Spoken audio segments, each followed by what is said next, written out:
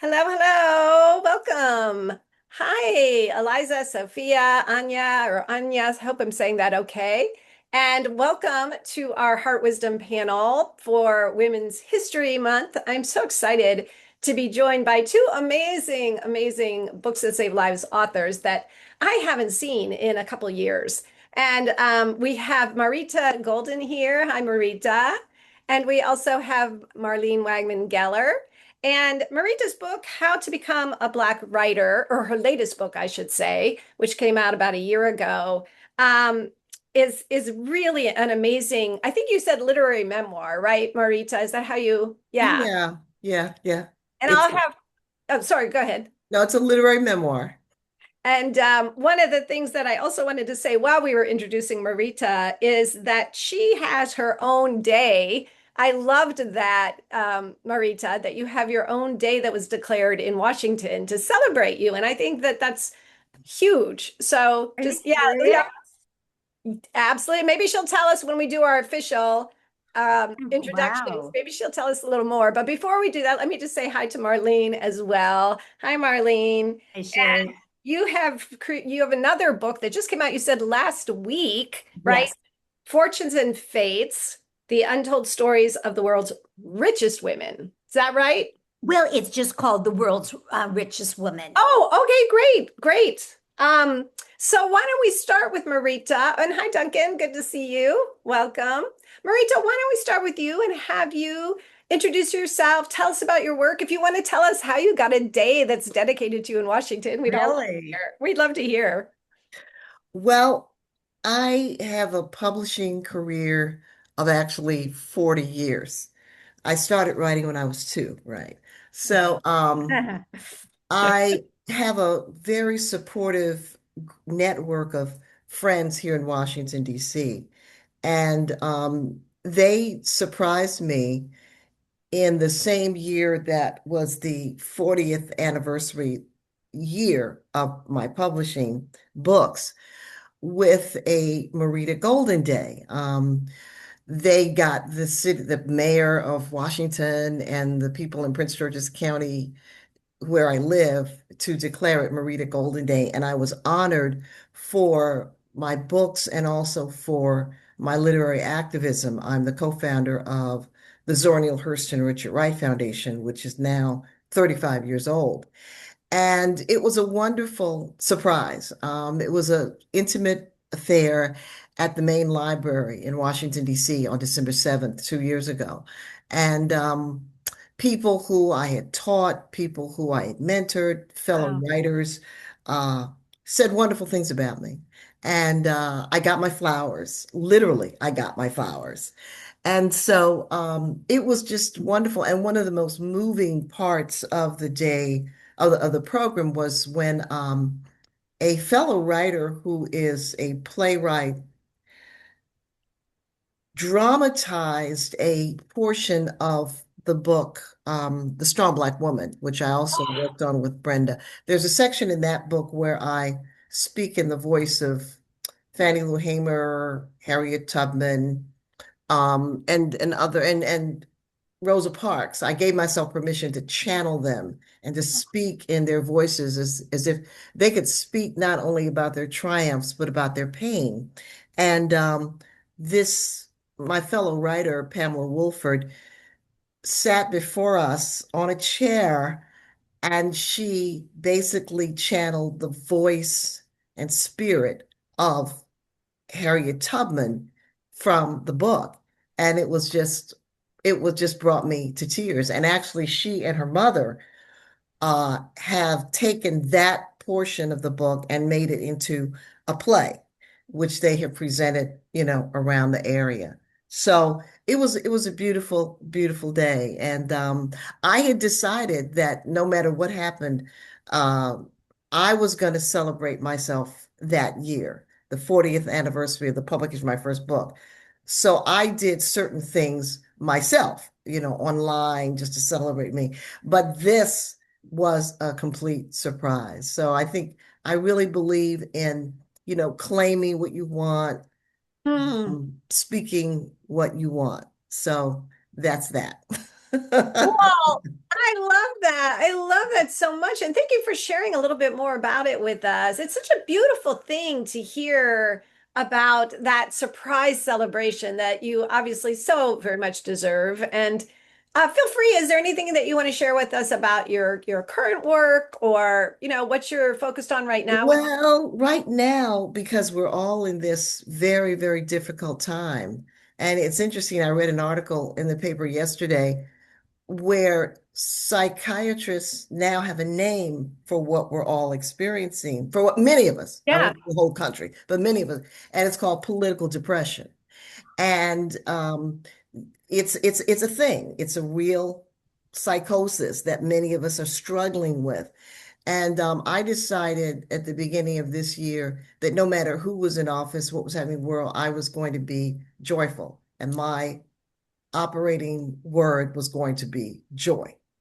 And so that's been where I've been coming from most of the year. And I'm finishing up a workshop, a writing workshop called The Joy of Writing.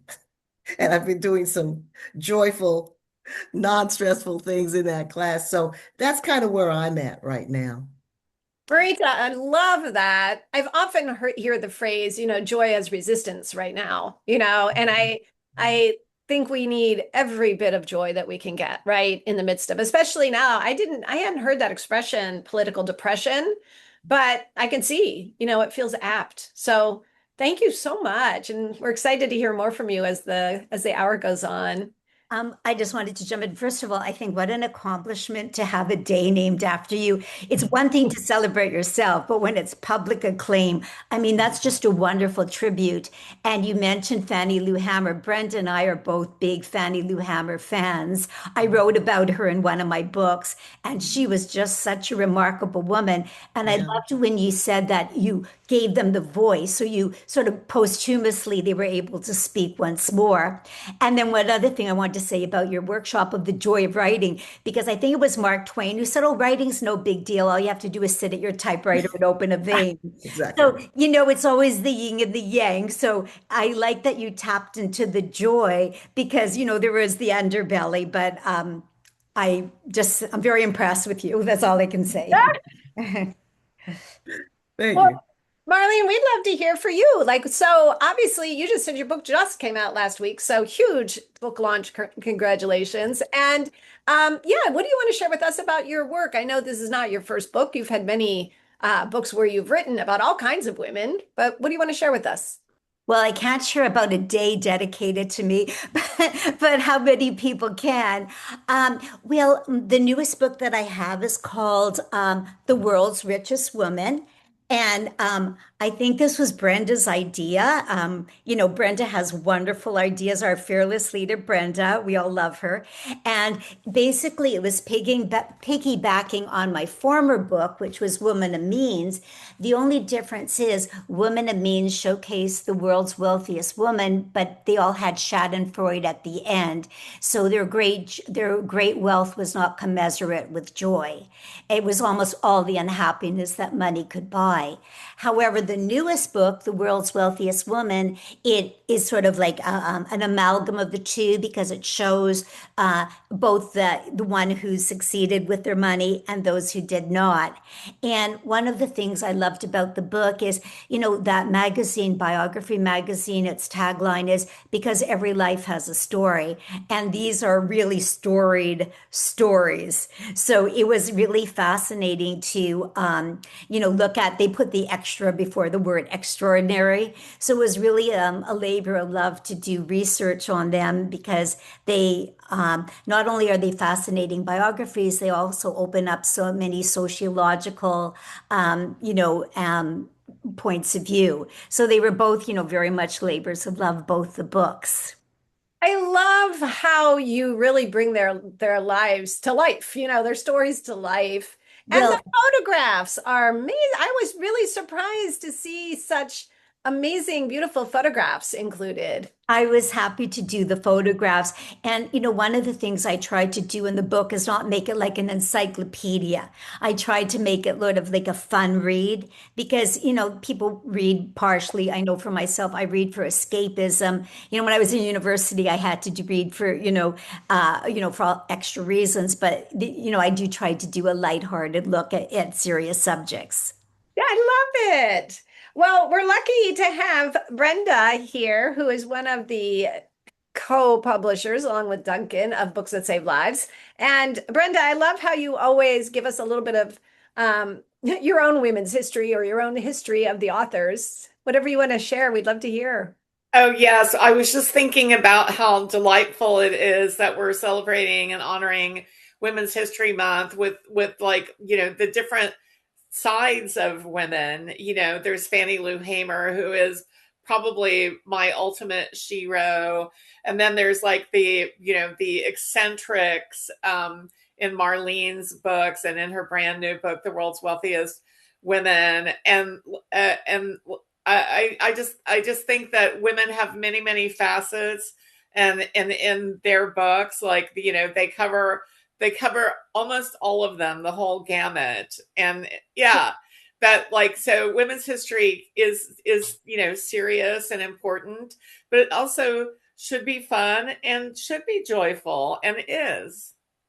I love that. I love that. And I have to say, I'm also really grateful that you're here with us too. I was thinking about this before we started this panel, that it's like you, Brenda, have had a huge influence. I mean, we see some of our authors here also, who not just our two guest authors, but other wonderful women authors joining us. And you've had such a huge role in nurturing the careers of so many amazing women and male authors, but today we're celebrating women. It's true though that like women writers and books by, for, and about women, like those are at the very center of my heart. They really are. Well, thank you. Big thank you to you as we're celebrating Women's History Month. And also just want to say hi to Duncan, who is the also the co-founder. Good to see you, Duncan. I don't know if you want to share. No pressure if you don't, but hi. Yeah, no, I was thinking about something Marlene said about the joyful stories of money. And as you may know, hold on. Good segue. I wrote a book called Money Magic. And I Yay. have a slippery chair. There we go.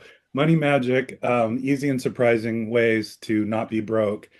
And I'm one of buying the things it. that about it that I really think is important is that we get some of us got messaging about money that it was bad or somehow not good. I mean, I remember me and my friend kind of bonded over the fact that both of our moms had said, "Don't put money in your mouth. It's the filthiest thing on earth." um, which is like a way of saying money's a bad thing, right?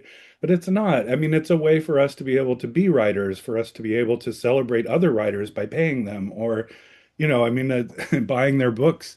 Money is what makes our world go around. So just Well, like cabaret. So I just wanted to add that. Thank you, Marlene. well, Duncan, what you were saying about, what your mother said, I think it's like in so many of our values are shaped from the Bible. And in the Bible, it says money is the root of all evil.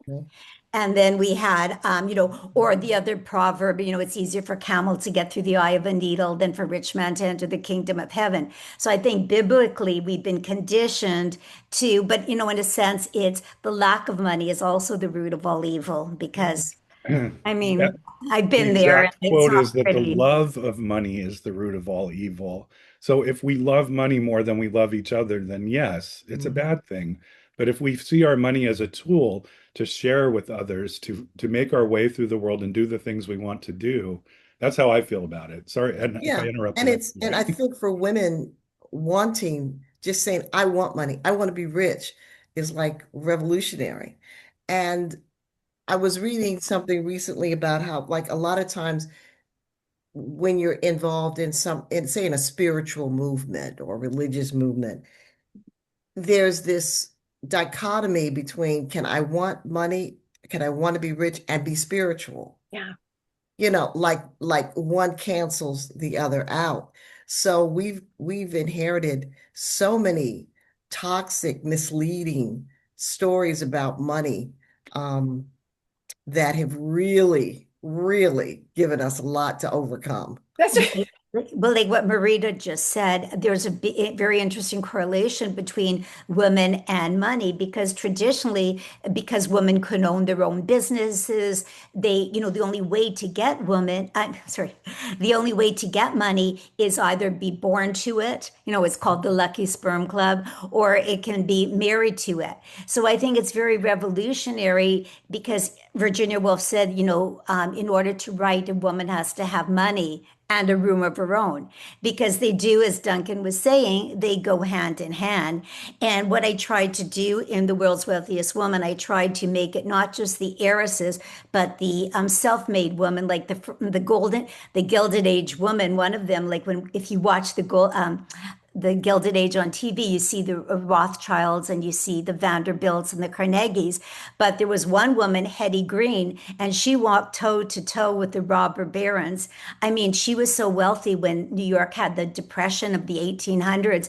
She was wealthy enough that she bailed out New York City. And she was like, and they called her the Witch of Wall Street, but maybe it's because she was a woman muscling in on a male domain. So maybe she really was a wizard of Wall Street, though history remembers her as the Witch of Wall Street. Now, she did have her shtick. I mean, she did have, because she was pathologically cheap, but that's another side of that coin. But I think it is really important. Even when I was growing up, and I grew up in Toronto in the 1950s, and the mindset, my parents were European Jews, and the mindset was, you don't have to worry about going to university or career because you're going to get married and your husband will look after you. And that was what I was conditioned to believe. Yeah. I mean, and then you have women like um, Madam C.J. Walker. I have her in my book. Yeah, and also, oh God, the woman in Richmond, Virginia, who had the bank, Maggie Walker. And both of them were very wealthy, almost millionaires in their day. Yeah. And they were political activists. They mentored, women into politics. I mean, Madam C.J. Walker um, created a whole business that employed hundreds of African American women around the country and empowered them to create their own wealth.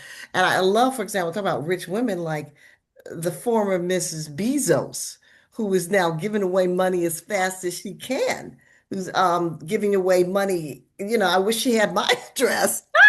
So she's establishing a whole new, paradigm there. So yeah, when women get money, I think they often do different things than men. Right.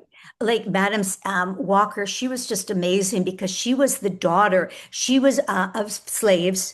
She was of enslaved people. And to go from that background to becoming one of the wealthiest women in America, like that's mind-boggling. So not only did she overcome sexism and racism, she also came from the bottom of the economic hierarchy to one of the top. So I loved writing the chapter on her because she was she broke the molds. I love all the excitement. You can hear the energy, right? Like, and this is so beautiful, right? To hear all this energy about these women who are like breaking the molds. And one of the questions I had for each of you, Marlene and Marita, is that it's like, I'm curious throughout. I know you both have, several books, if not many books. Are there some common qualities that you've noticed amongst these women that you're celebrating? Common qualities like resilience, for instance, or, I'm going to leave that up to you. I'm not going to fill it in, but Marita, I'm going to start with you. What do you see as some of the qualities that really make women stand out as women that we celebrate? Well, I think the women that we celebrate are fearless.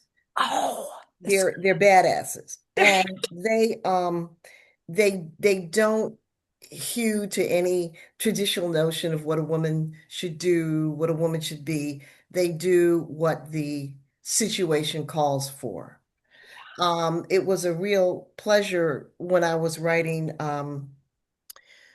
my book, The Strong Black Woman, to write about Rosa Parks, for example, who has in the public image this this image of being this demure seamstress who sat in back of the bus and was very, oh no, she was a pistol. Okay.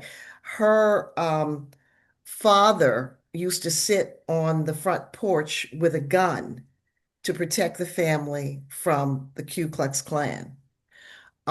She was so militant as a child that her mother said, you be careful, you're going to be lynched one day. She joined a group of civil rights activists and trained for the moment when she sat on that bus and refused to give up her seat. So she was very intelligent. She was very militant. I mean, if behind the scenes she was more Malcolm than Martin, and there's this whole other life, there's this whole other part of her that has been pasteurized so Oh. that she would be acceptable for public consumption. And, when you look at, Harriet Tubman, she was not the only person who returned to the South multiple times to bring enslaved people to freedom. There were others who did that, but she had a genius in the way she did it, as in, when you're with me, you do not go back. You do not get scared and not go north. Oh. You're coming with me if I have to drag you. So that she was just amazing. And that's a quality of women, the fearlessness that we combine with being maternal. That's absolutely, women are one of God's most interesting inventions. Oh my goodness, I love that. I love that fearlessness. I love badass, highly intelligent, militant, beautiful. Marlene, what about you? What do you see as some of those like qualities that stood out? Well, I just want to piggyback on something Marita said. So I agree with the sanitized version of Rosa Parks because it looked like she said, I'm sick and tired. No, she said, I'm tired of getting up. But it was very orchestrated. I learned that Dr. King and her had very orchestrated. And one of the chapters I wrote was on, her name was Claudette Cole. Claudette Colvin, Yes. she's And finally got her due. She she got her due before she died. Yeah. Right. And so like she was a forerunner of Rosa Parks and she was just spontaneous. The interesting thing is, Rosa Parks was very orchestrated that she was gonna say, I'm not, it was all planned, but to use your word pistol, Claudette was a real pistol and she was 15 and they said, get off the bus and she just said no. But the reason they decided not to go with Claudette is because she was 15 and and then she ended up getting pregnant with a married man, or she had too much baggage. So they thought Rosa Parks, she's older and she wouldn't, she'd be a better, fit for the movement. But what I was going to say, the common denominator, I thought, because the books that I've written have been many women are on different opposite ends of the spectrum. But if I had to say there was any commonality, it was they all, to use the cliche, they all listened to their own drummer. And they really did not give a damn if other people didn't like the sound of that drum. And even though that made them misfits and outsiders in their society, they didn't care because they just had to be true to their passion. And that was true of anybody as diverse as, Claudette, who I wrote about, or Janis Joplin, or any of these other women who were just like, I am what I am. So Ah, that was the commonality I found between that was running through all their very diverse lives. I love this. I feel energized just listening, right? Like listening to these qualities that you're talking about and imagining, these strong, brave women and these pistols and badasses. And the other thing that I heard between the lines is also that there are so many women whose stories were quote unquote erased until you two and others, right, started to unearth them and bring them, forward. And I'm just curious about that. Like, how do you go about that process, or how do you choose who you're bringing out into the world to celebrate? Well, when The Strong Black Woman is actually a book about the superwoman complex that many women and especially African American women have, a feeling that they have to do everything for their families, they cannot care for themselves. Uh, And so in the course of writing the book, I talked to a number of women who had fearlessly decided to publicly talk about going into therapy, about choosing to heal. yeah. And this is a conversation that since COVID, and COVID revolutionized our society in so many ways, we're now able to talk about pain, mental health, going into therapy, therapy as being a good thing. And so in the book, in addition to women like, Fannie Lou Hamer and Harriet Tubman, there are other heroes in the book who very generously shared with me their stories of mental health issues, going into therapy and healing. And they fearlessly told me those stories because they knew that they were going to be told in a book and Wow. that a book had the capacity to model healing. And so I was looking for heroic women, not just the sort of icons that we knew, and I was trying to find a new wrinkle on them, but women that I call, everyday heroes, Yeah. everyday heroes who are willing to talk about, for example, having a father who was schizophrenic, okay? And that father being erased from the family because of his mental illness and growing into a woman who, despite going to college, wrestled with deep, deep depression and being willing in the late 20s to go into therapy, which is a big step for many people, especially African American women, to heal. And not only do that, but to talk about it and to bring that as a model for other people. So that I think when we talk about fearless women, the fearless women are often our next door neighbor. They're our sorority sister. And one of the things that came out was women would tell me, having gone into therapy, they got the courage to tell other women, I'm in therapy. And Yeah. friends would come up to them quietly, what's it like to be in therapy? And so they became like missionaries for mental health. So when I think of fearless women, I'm thinking of fearless women in all corners of our lives. Oh, that's beautiful. That is so beautiful. I love that. They're our neighbors. They're all around us, the everyday heroes. Yeah. And it's so beautiful and so true. How about you, Marlene? What kind of process do you have for how you find and choose and who you're going to write about? Well, to bring another Virginia quote into the play is she said, Anonymous has always been a woman. So women have always done things, but males have always males have often not given spousal or female credit. So one of the things I loved doing was bringing their stories out into the open. And one of my books was called Behind Every Great Man.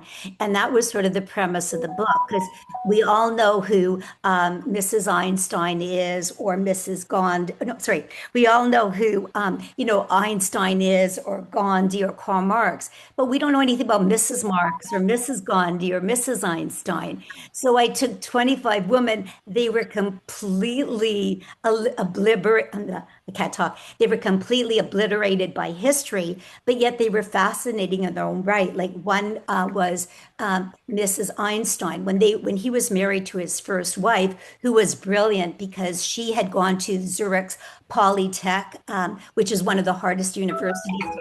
It's equivalent to an MIT in America. She got in on her first try. Einstein got in the third. So she was no slouch in her own right. And when they were married, they would write each other, and he wrote to her when our great theory of relativity. So did she have part in that? But he completely whitewashed her from the equation. And so that book really showed, and Mrs. Marks, she was very much at her husband's forefront, and she just believed that when the world recognizes the genius, that's my husband. So yeah, so that book was one of the most that I did. That these women, how do we know all these great people, all these great men, but their women have completely gone by the wayside? So part of the fun was to resurrect their stories and what stories they were. Well, I read an obituary maybe 2 or 3 years ago of one of Picasso's wives, who was a painter in her own right. I can't remember her name I now. did it, Francois Gislot. I did a chapter And on her. She was in the she book. said something I'll never forget. She said, "Lions marry lions." I I said, remember, "Oh my God, you know what? that how true that is." No Einstein is going to marry a woman who isn't on his level. No Jesse Jackson is going to marry a woman who isn't, who can't I, go to lions marry lions. I I, love this. Marita, I remember she was on the Larry King show, and he was interviewing Francois Gillot, and he said to her, first you married, she was his wife. First you married Pablo Picasso, and then you married Jonas Salk, who invented the vaccine for polio. And he said, how did you get two of the greatest men in the 20th century? And she said, they got me. I didn't get them. And that's when she said, lions mate with lions. So Yes, she has yes. such chutzpah. I go, that is chutzpah on steroids. But I love that you brought up that quote. And Yeah. Picasso had such a vendetta against Francois because of all his wives, she was the only one who left him. And he said, I'll bury you. Nobody leaves a man like him. And she basically said, watch me. And their daughter, Paloma Picasso, was that famous jewelry designer. And so he did not bury her. But his other wives did all commit suicide. So, because they weren't the lions. Some of the women, were Yeah, the yeah, milkos yeah. and one of his mistresses, she was Jewish, and after Picasso dumped her, she became a Jewish nun, and she said, after Picasso, God. So, I mean, he was a character. He was a character, you know. Wow, wow. Hey, I want to take this opportunity. We have so many wonderful guests here today. Welcome to everyone. And I'm curious if anybody has any comments or questions for either Marita or Marlene or both. We'd love to hear them. We always love to hear from people who are here with us. And you could just I guess you could just raise your hand. We have enough. I can see you, or if you're not on video, you could post in the chat and let me know to unmute you. Anybody? Rachel, let me go ahead and you should be able to unmute. Good to see you, Rachel. Hi. Hi, I just want to Rachel. say I love this conversation. I didn't really have a question because I just love the Oh, organic nature of it and how it's just flowing the way it is and getting to hear all these magical stories. I mean, it's just really, it's perfect for Women's History Month. I mean, it's just perfect. And if I could make a plug for Rachel, because Rachel is having a wonderful book. It's coming out next month, isn't it? Yep. And yay. when I see, as a former English teacher, I do love metaphors. And one of the brilliance I thought of Rachel's book is the whole book is a metaphor to a garden. And it's very much a spirit. If anybody's looking for spirituality, or especially what Marita said, people are finding it a hard time in currently, that book is like a self-help book, but a unique self-help book because of the analogy to the metaphor of the garden, which I loved it. I loved Oh, thank you. it. So, I'm certainly hoping and when is your book coming out? It's next month, isn't April, it? yeah, April 14th. we're certainly hoping that we'll have Rachel come very, very, very, very soon when the book is That launched. was my mom's birthday. Oh, yeah. Well, Oh. if you come, I'd love to come. So let us know about your thing. What's the title? What's the title? Tending Your Inner Garden. how to weed out fear, lack, and separation, and cultivate love, abundance, and peace. Notice the word weeding out. It's all a metaphor. It's one giant metaphor. I loved it. As an English Rachel, teacher, I had to love Well, it. Rachel, and while just we have, because of the oh, mental health issues, I just felt like it was the easiest way to help people understand mental health.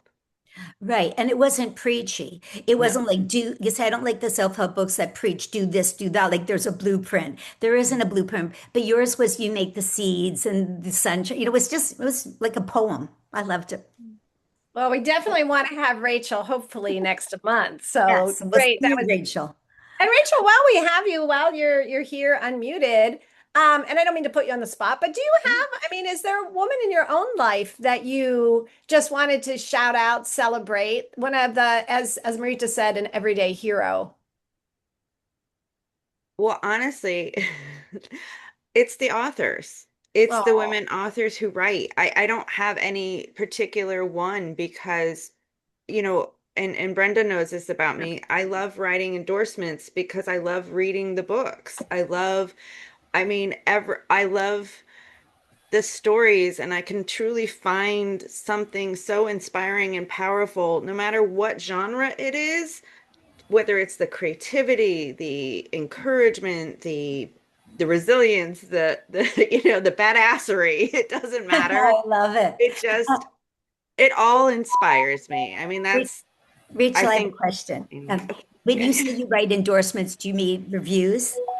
Reviews and endorsements, Yeah, yes. and So, that's so kind of you because sometimes if I ask people, oh, if after you read the book, do you mind writing a review? They look at me like I asked for some body part, like, and I feel like it's no like real big deal, and they look at me like what? So, but that just shows what a giving person you are because you love because everything you said shows you are the remarkable woman. Because yes, I like endorsements. Yes, I like to write reviews. Not like like yeah, which body part did you? You know, it's like why? You know because you're a giver. And I think that's part of your garden analogy to give. That was part of it, that the growth comes from giving. So you're the hero too. yeah, yay. And Rachel, thank you so God, much. it made me blush. I love that. I love that you're here and that hopefully we will get to celebrate your book very soon.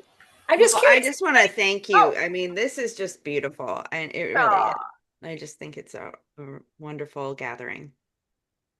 I love that. Anybody else want to? And again, but just like Rachel, you could just share a comment, or if you do have a question, or if you have a woman in your own life who has really inspired you and you want to celebrate them.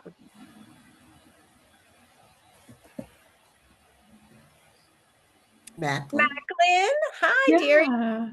I just wanted to ask a question to the authors of, besides for obviously writing your books and doing promotion via that way, what is other ways that you're able to celebrate women in your own life through education or community gathering? I would love to hear that.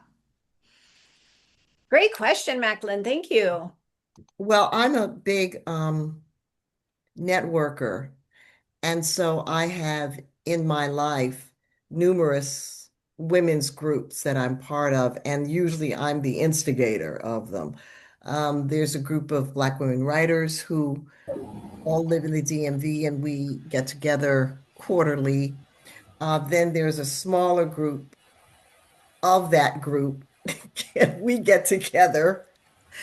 I have a walking group, and I have a group of women that we all attended the same church. And during Zoom, to sort of stay in touch, we would meet on Zoom regularly. So these are really crucial, life-saving connections.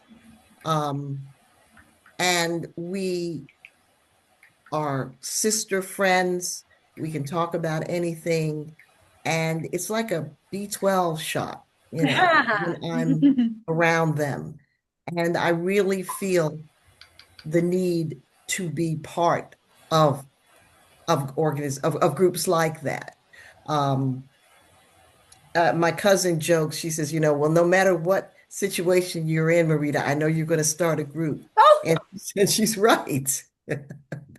She's right. So that's how I do it. And then my writing workshops, because I do writing workshops and literary consulting, many of the deepest friendships I have now are with women who I met through my teaching, Yeah. through writing. They graduated from being, in my classes to being really good friends in my life. Well, that's so beautiful. I love that, Marita. How about you, Marlene? Well, I have a lot of also social media women's groups. And so what I do to promote my book, because, the fun part is writing, the more difficult part is the promoting. So what I tend to do is every morning I find out what happened in history.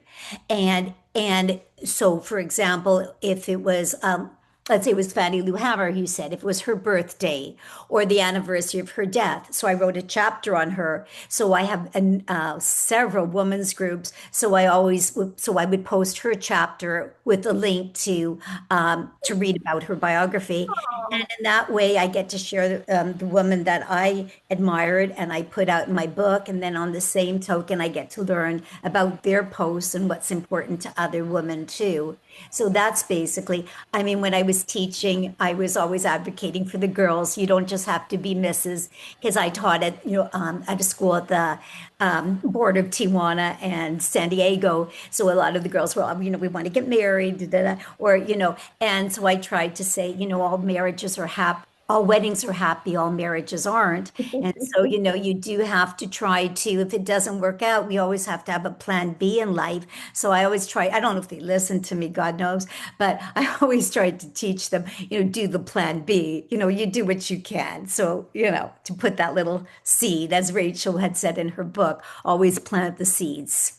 I love that. I love that. And by the way, Macklin is the managing editor at Books That Save Lives and does so much for so many of us. And just wanted to thank you, Macklin, for everything that you bring. Thank you. And before we started the Zoom, Macklin was telling us something very interesting that she had gone to a historical women's college and she was telling us a little, and I was very interested in that. Yeah, do you want to tell us more and then we'll go to Brenda? Yeah, sure. So I'm a very recent graduate. I graduated this past December from Agnes Scott College, which is a historically women's college in Decatur, Georgia, which is just outside of Atlanta.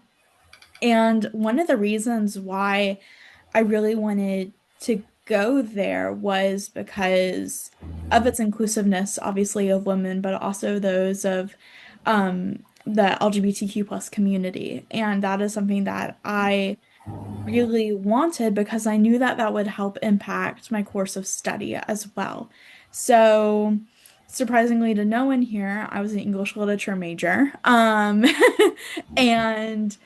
absolutely fell in love with the work that I had the opportunity to read, which was primarily focused of those of minority identities.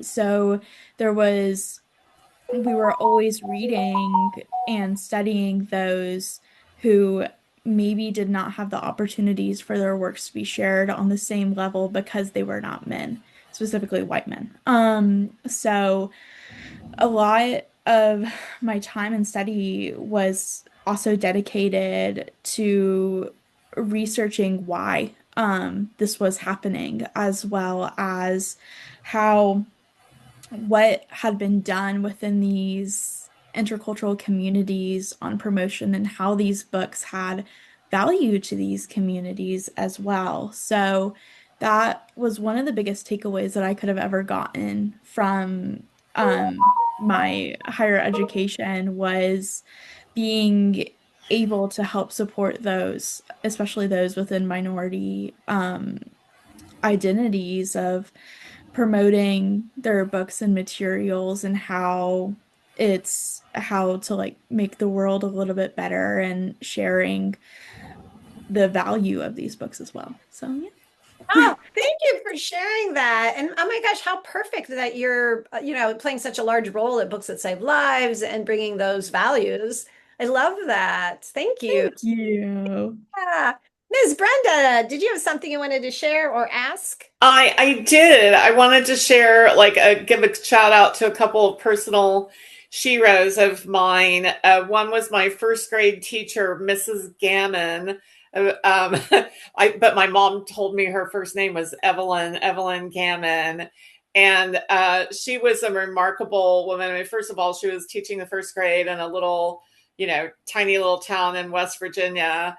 And she was a world traveler. And I think she used her summers, to like travel. So she would come in like and wear costumes and like clothing from like other parts of the world. I still remember her beautiful kimono that she got from visiting Japan. And like, so she was like opening the world for us little holler hick kids. And then at the end of the first grade, she held my little hand and said, "I can't wait to read the books you're going to write." I mean, I obviously, as a first grader, had no intention of writing books and being involved in publishing, but I think she planted the seed, actually. And then, like, I wanted to give a shout out to, like, Ruth Weiss. Ruth Weiss is in the she's no longer with us as of a couple years ago, but she's in my book Women of the Beat Generation, and she's what I call a great example of a great unknown. She was almost completely forgotten by history. She was a great poet, but then she sort of did a disappearing act and moved to the woods in Mendocino. But when I was in the process of interviewing other women of the Beat Generation, it was almost like an underground railroad. Like, they would tell me about other women that, that were left out of history books and not published. They weren't published. What was her name again? Ruth? Ruth Weiss, all lowercase. And so then I think it was actually Jan Kerouac told me about her. And then she said she doesn't trust many people. So tell her, like I said, it was okay for you to call. And she was right. Ruth basically, like, tried her best to ignore me. But the more she tried to ignore me, the more I knew I must include her. So then I drove up to the woods in Mendocino and interviewed her and recorded her, and just saw that she was a genius. And a really great thing happened. Like, after the publication of my book, like, her career was resurrected, and she was actually like brought, like, she was like, European, like, poetry organizations would like fly her to their festivals and things like that. Like, she sort of had like a second, third or fourth act. But the reason she like hid away was because, like, she was treated unkindly by many of the male poets who were jealous of her. And in fact, Allen Ginsberg pushed her down the stairs because, like, he didn't want her to like go. He didn't want her to read like at a major reading because he knew that, like, she would be the best, not him. And so, like, and we all think of him as like this. Of course, he was a major, important voice, and did important, very, very important work. But he was a bit of a misogynist, And so, and anyway, though, but I just loved that, like, I mean, I wrote a book, and like, it actually profoundly helped Ruth Weiss. Like, so there was a movie made about her and everything. And I'm not saying I'm queen of the world because I wrote that book. I'm saying I was able to research and uncover a major female voice. And like, that's what we're doing with our books. That's what Marita's doing. That's what Marlene is doing. That's the intention behind our women's books at Books to Save Lives. I have to ask, who played her in the movie? She played herself. Oh my goodness. But there actually is another movie in the works. Yeah. So yeah, I know. I love that, Brenda. A Thank great story. you. Yeah. Ruth Weiss is like the one of the coolest people that ever like set foot on the planet. Wow. I love Mhm. this. Yeah, the power of the written word, right? Like it's so beautiful. And speaking of the other thing before we started the recording, Marlene, I know this was from one of your previous books, but I feel as if I want to bring in like we've talked about. I mean, it's no secret to anyone. These are some hard days in our world. And as Marita said, political depression. And I know, in some of your previous books, you've celebrated women who have started movements that have really had tremendous impact on the world and how things are shaped. Do you want to share with us those? Well, for the Women's March, it was for some reason she talking about unknown woman. She was a woman in Hawaii, and she was concerned with the political situation. And her eureka moment was to think of a women's march on Washington D.C. Her name was Teresa Shook, and just through emails and things like that, she started this mass movement. And what I also loved was the woman who started the Pink Pussycat hat. Her name, it was in San Francisco, I believe, where Brenda lives. It was her name was Krista Sue, and she just got a thing like pussycats. They look all, and I think it was the metaphor, the analogy that pussycats they look very sweet, but they have claws. So the analogy is women can be like very demure seeming, but thing. And then she said that's how she got the idea. And she literally belonged to a knitting club. And Oh, so she went to her knitting club and then she knit the pink hat with the ears. And that became sort of, and then here was this woman. She just said, I was a little cold in Washington. So she was from California. So she did this. And then I remember in Time magazine, one cover was nothing but the pink pussycat hat. So, just sometimes the germ of ideas can have such far reaching consequences like, oh, I'm cold in Washington. Oh, my hat's on the cover of Time magazine. Like, okay. It's it's wow. it's truth stranger rivals fiction sometimes. Really beautiful. It's really beautiful. Yeah. Yeah. Are there other, I mean, I love this too, as Rachel had said. I mean, it's so much fun to celebrate all these different women and all these different characteristics that they brought. Either Marita or Marlene or anybody else who's here. Is there someone else you want to bring into the room while we're celebrating women?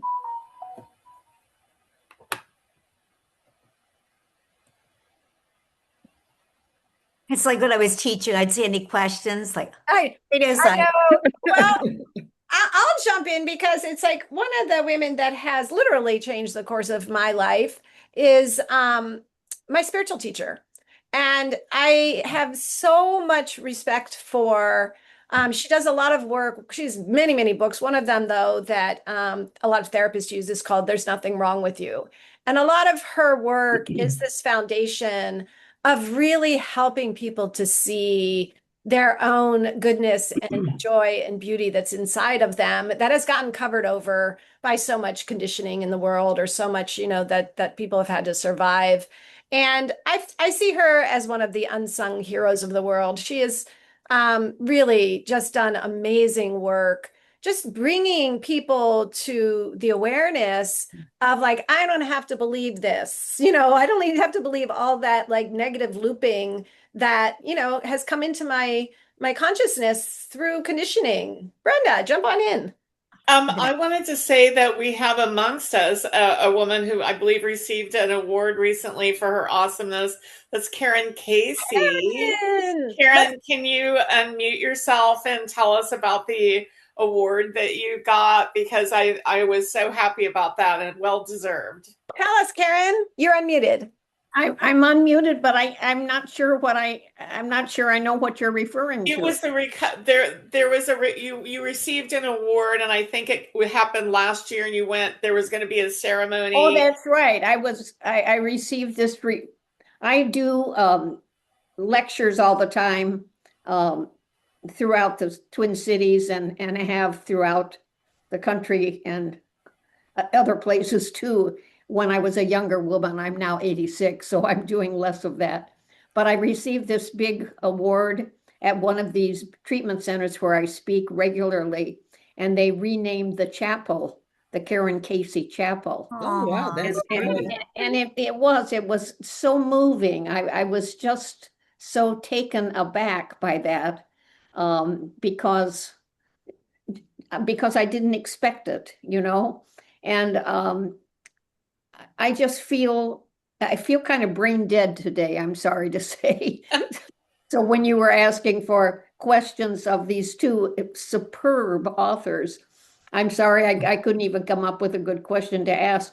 But I do want to say, while I have the floor for a second, is I am so impressed with the two of you and all the work that you have done on behalf of women. And I have found this gathering today to be so exciting, and to be so exciting to be a woman among women, and Duncan too, and And Bradley. Bradley Bradley, too, and Bradley. and Bradley too, because I mean, we need to sing our own song, and many of us have through our books over the years.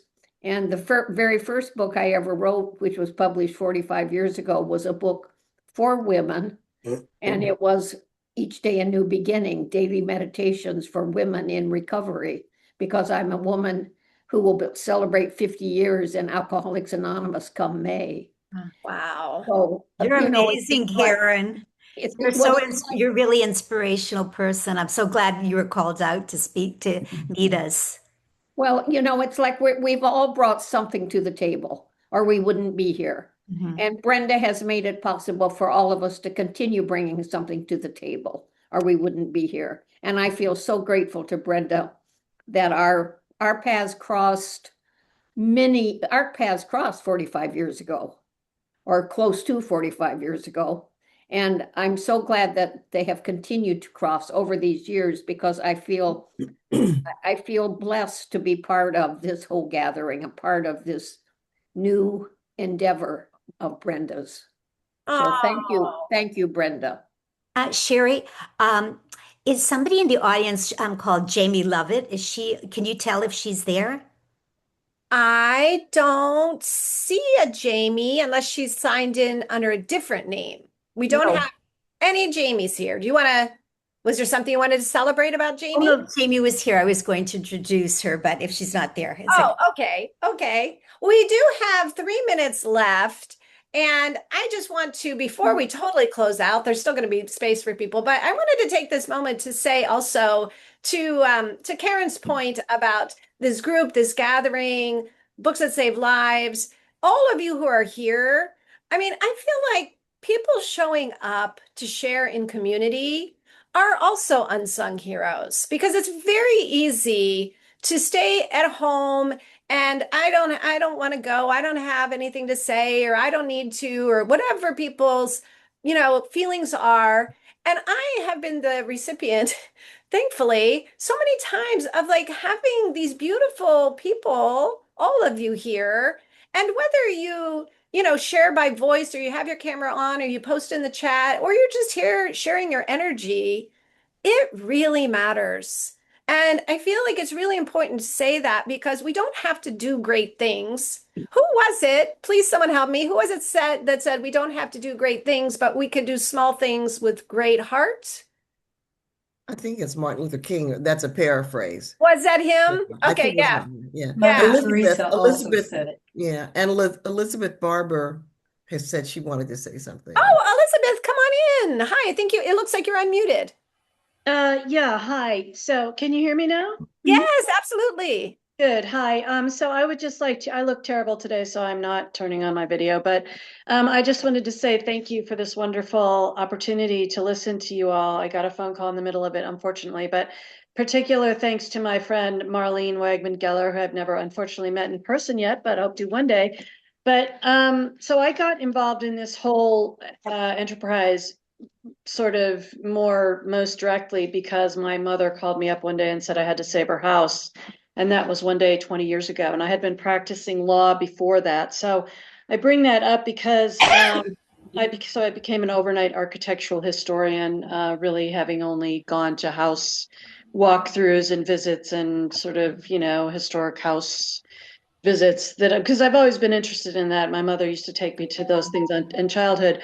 But it's been a wonderful way to find out stories of families and people and important figures from that era and find out how important those stories have been to the communities in which the properties were found. And often those properties, the first one was I've only really dealt with two Gilded Age properties, one 1892, the current one, and the previous one 20 years ago was 1905. But it's just a wonderful way to develop, to discover untold stories and right historical wrongs that have grown up around untruths being told, sometimes inadvertently. And I think it's important to realize, and while saving a property. So I was very fortunate that my effort 20 years ago was kind of immediately accepted, and they ended up giving us back 20 feet by 150 feet of the property, which is probably my greatest legal accomplishment to date. But it meant so much to the people of the town and still means so much to the people of the town. It put them on the map. It really prevented the community from shrinking more quickly because the government had made many families homeless. So I just bring it up as a sort of way of introducing. It's a very difficult form of writing, and being a lawyer has definitely been helpful. Because in this current era, so many professors and students are just making it up. They don't go and do the proper research in the recorder's office or even of basic things like directories to find out the actual history. So I'm finding this a lot in my current environment, where you have a lot of these professors who are just like, well, there's a railroad here, so let's call them railroad houses, even though that's got nothing whatsoever to do with the actual architecture of the period. Wow. Elizabeth, thank you so So much. yeah, I'm so sorry to cut you off, but we're actually over our time. But that's okay. I love that you jumped in and shared. That was fascinating. And sounds like you're one of those unsung women heroes that we should also be celebrating. So Yeah. I just really want to thank everyone. I'm sorry, I know we're a couple minutes over, but thank you so much for being here and sharing in the panel. And as you heard, we have these every 2 weeks, and so we hope you'll come back. Hopefully, you're on our mailing list now. And a special thanks to Marlene and Marita. You guys were just fantastic. You brought so many great stories. Thank you so much. And thank you to our other Books That Save Lives authors who are all here, and of course to the Books That Save Lives staff, and to our special guests who came to listen and share. So hopefully we'll see you in 2 weeks, and everyone take good care. Keep celebrating yourselves. Thanks, everybody. Bye-bye, everyone. Bye bye. Bye bye.